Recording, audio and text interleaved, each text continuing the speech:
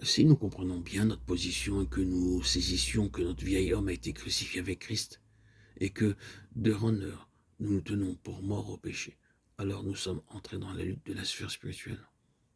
Maintenant, nous commençons à comprendre cette lutte dans l'esprit.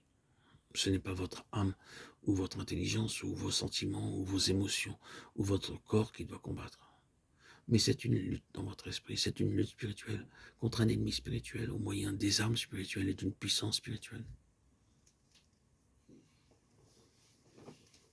Car ce n'est pas contre la chair et le sang que nous avons à combattre, mais c'est contre les principautés, les puissances, contre les princes des ténèbres de ce siècle. Je voudrais lever un peu le voile et vous montrer ces forces spirituelles contre lesquelles nous avons à combattre.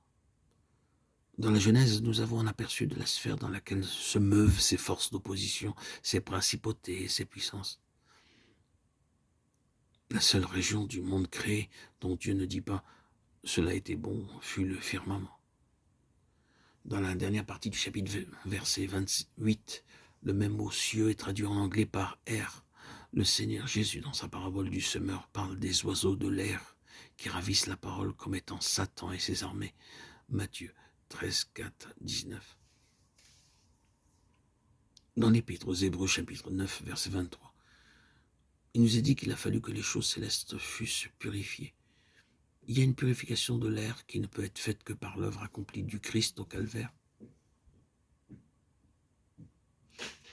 Le Seigneur ne dit pas que cela a été très bon lorsqu'il créa le firmament, l'air, à cause des forces invisibles qui s'y trouvaient.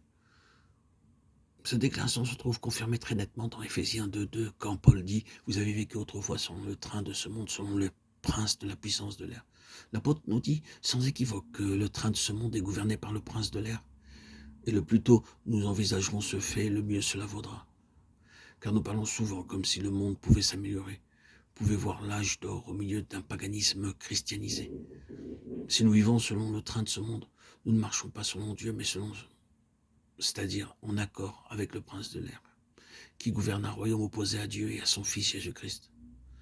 Le Seigneur Jésus parle de Belzéboul comme du prince des esprits malins, et dans Daniel, nous avons un aperçu de ses principaux chefs, dans le prince de Perse, ange puissant sous la domination de Satan, formant une hiérarchie de puissance, la puissance de l'air en opposition au royaume de Christ qui, dans le conseil de Dieu, est le prince, le Seigneur prédestiné de l'univers.